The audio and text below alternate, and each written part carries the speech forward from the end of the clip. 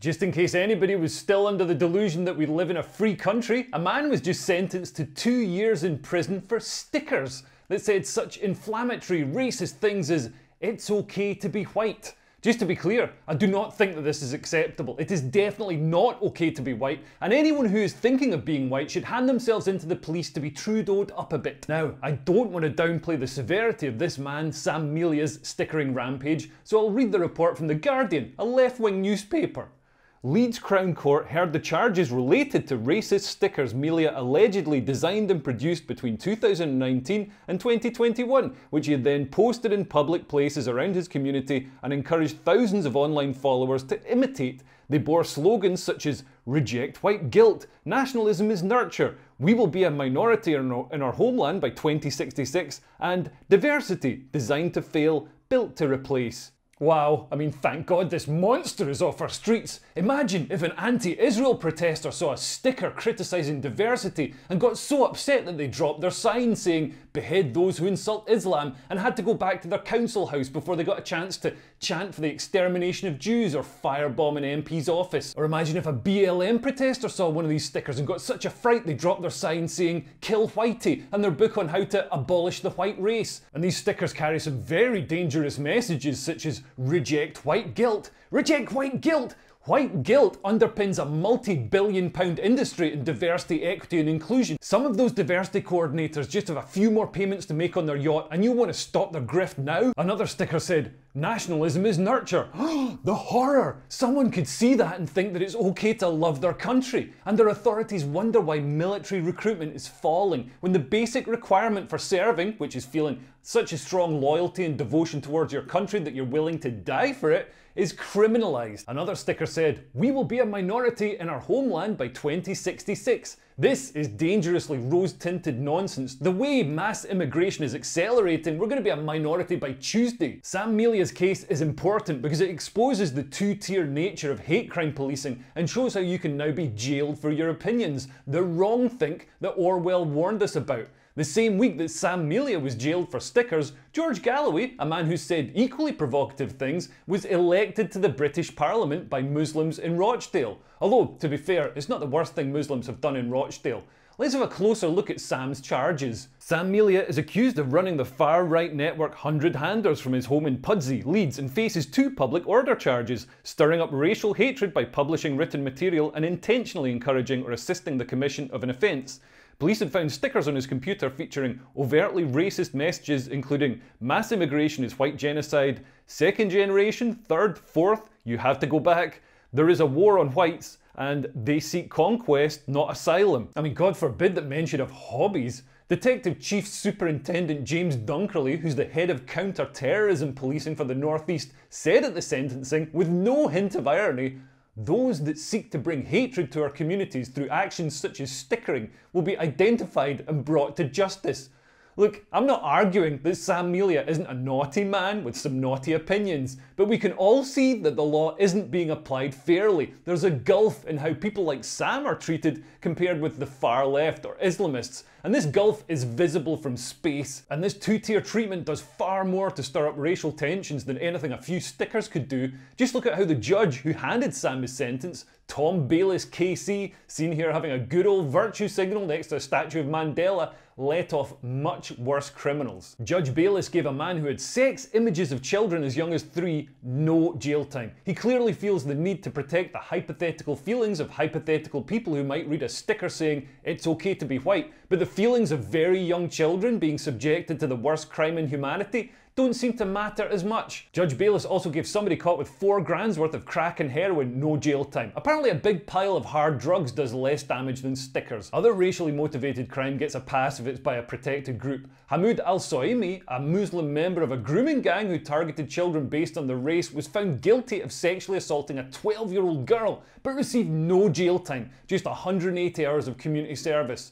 And mosques across the country, such as Birmingham's Green Lane Mosque, host hate preachers who teach their followers such enlightened ideas such as the correct way to stone adulterous women to death or execute homosexuals, and they openly spread hate against infidels, i.e. British people. Not only is this tolerated by the authorities, Green Lane Mosque was awarded millions of pounds in government funding, which is now under review.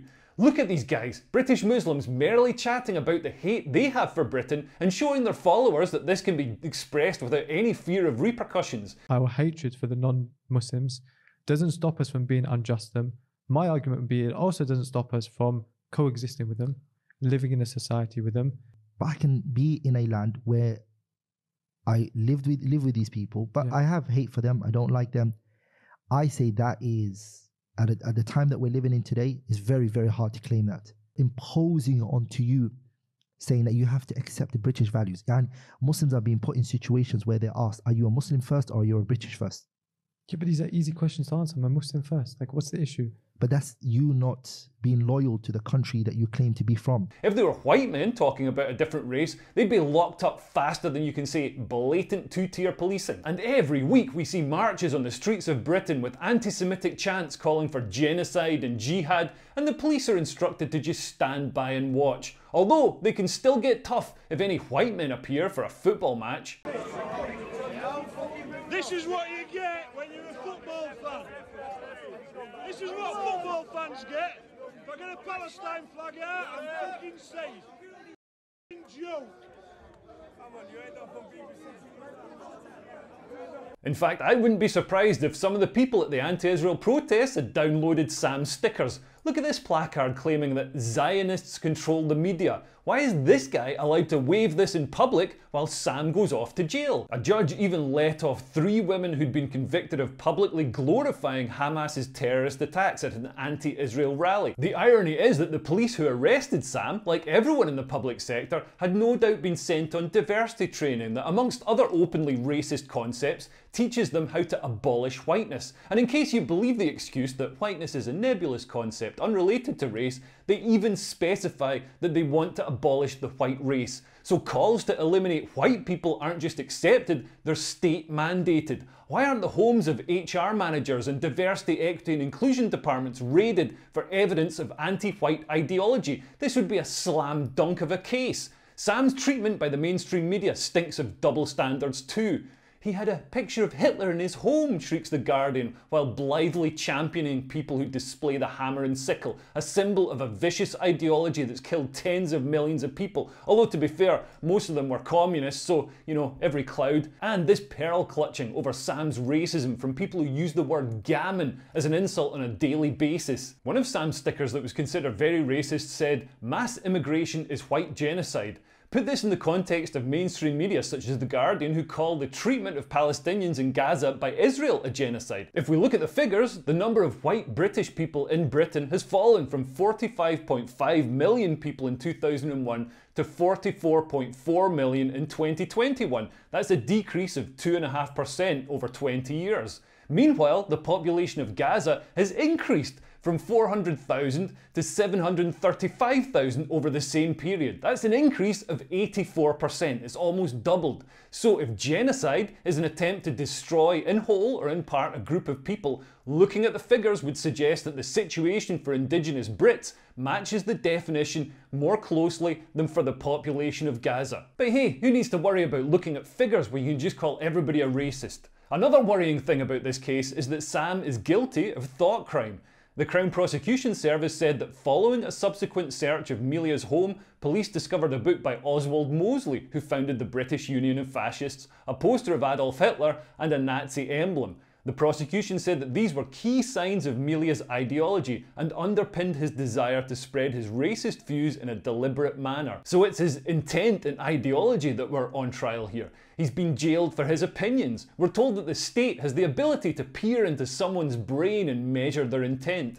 This shows the weakness of laws that punish people for intending to stir up racial hatred. They can be interpreted however the state wants and applied with discretion to silence whoever the state wants. Now look, I don't approve of what Sam did. I think it's very silly to put up stickers saying that people born in Britain should be mass deported. But his sentence rankles with me, not just because other people who are less white or less working class get away with far worse, but I think the thought crime element of his conviction doesn't hold water. I've spoken to nationalists and overall they don't seem to be driven by a desire to stir up racial hatred. If anything, it's the opposite. The overwhelming sentiment underpinning them seems to be concern about their country and concern that mass immigration, lack of integration and the rise of Islamism are are leading to disharmony and hatred. And look, I'm not much of a nationalist myself, I'm a civilisationist. I'm pretty okay with migration from civilised and culturally similar parts of the world. So from Europe, South Korea, Hong Kong, no problem whatsoever. It's when we import too many people and people from medieval cultures that I'm like, wait a minute, this isn't right.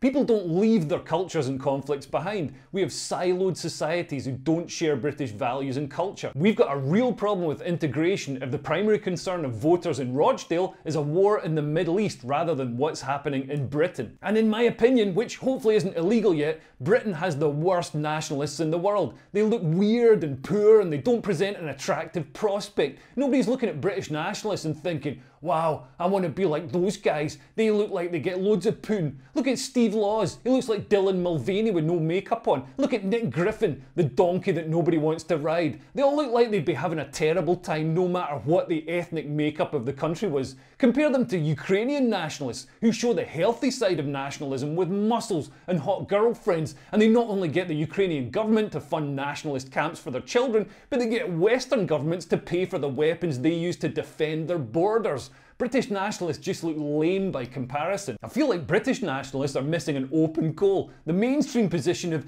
let's have open borders and let whoever wants to come here just come here and set up a parallel society that foments hatred of Britain. And hey, let's just hope it works out somehow, guys. I mean, that's just mind-blowingly myopic and should be an easy takedown. But we've got a population who've been conditioned to be very fearful of even admitting that they've noticed this in case they have their life destroyed by being called racist. So if you want to change the policy of uncontrolled mass immigration from medieval places, you've got to approach it in a way that doesn't scare people off or give your enemies easy ammunition. Saying that you want to deport fourth-generation immigrants is just silly and won't get any support. Look at Rishi, Kemi, Suella, Priti. They're as British as anyone else. Some of the most patriotic people I know, including people in the armed forces, are not white. The majority of people like me think that being British isn't about skin tone, it's about values and culture. The people you need to win over if you want to have any meaningful impact on the direction of this country aren't just other pallid wingnuts. You need to win over the people in the middle. You'll need to win over left-wing people and British Muslims too. And at the moment you can't even win over me, and apparently I'm a far-right bigot according to fat women with blue hair on Twitter.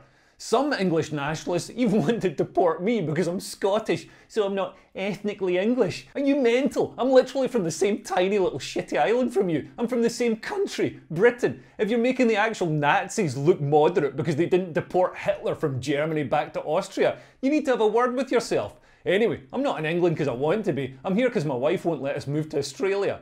By being mental and weird looking, British nationalists toxify nationalism and push people away from their position.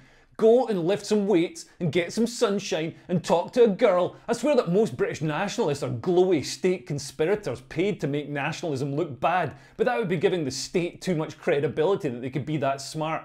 Ironically, the only thing going for British nationalists is that the authorities' heavy-handed attempts to stamp down on them are creating a Streisand effect and drawing attention to their message. Far more people will have seen Sam Melia's stickers because of his conviction, and the state have made him a sympathetic figure and drawn attention to the blatant two-tier approach. A GoFundMe set up to support his family because he had a wife and kids. Man, it's shocking that they sent somebody down for 2 years for stickers when they've got a family to support. Well, that GoFundMe is already over 50 grand. Anyway, thanks for listening. If you want to support me making these videos, you can join my club of cool chads who get loads of poon poon or wang wang if that's what they're into by becoming a patron, and you get access to Patreon only stuff and the warm feeling that you're contributing to the pushback against this madness. Anyway, stay out of jail. Thanks for listening. Bye bye.